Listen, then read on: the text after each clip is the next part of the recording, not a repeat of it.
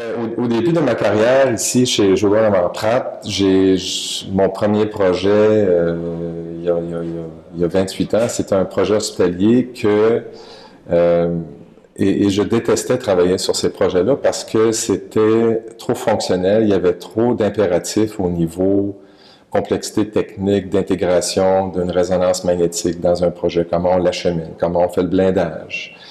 Et, et, et, et, et l'architecture hospitalière a toujours, c'est pas une architecture glamour, on s'entend, c'est pas une architecture de prix d'architecture. Et cet élément-là m'a toujours dérangé.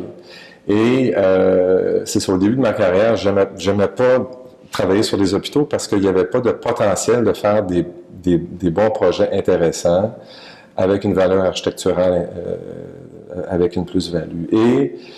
Et en vieillissant, je réalisais que c'est un créneau où, au Québec, il y avait beaucoup d'ouvrages à faire pour améliorer les environnements des hôpitaux. Donc, je me suis donné comme objectif avec la firme vraiment d'explorer ce qui se passe ailleurs. Aux États-Unis, j'ai assisté à beaucoup de congrès au niveau de healthcare design aux États-Unis et en Europe.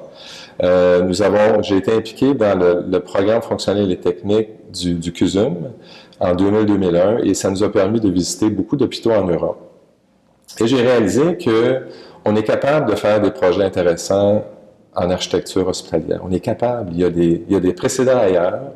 Si on maîtrise, comme je disais tantôt, toute la partie technique, la technologie et tout ça, là, une fois qu'on maîtrise ça, on peut passer à l'étape, on a le temps de développer au niveau de tout ce qui est parcours, orientation, wayfinding, tous les éléments qui sont, comme je disais, des stress-related aspects qu'on veut vraiment contrôler pour justement diminuer ce niveau de stress.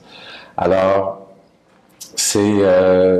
on s'est donné comme objectif de dire, regarde, il y a un potentiel d'amélioration très important au niveau de l'architecture hospitalière au Québec et on se lance dans ça et on fait énormément de projets hospitaliers et c'est très valorisant et les gens qui travaillent, les gens de la firme qui travaillent là-dessus sont très stimulés par ça parce qu'ils voient qu'on est capable d'évoluer dans ça et les gens au ministère de la Santé reconnaissent aussi la qualité de ce qui est fait.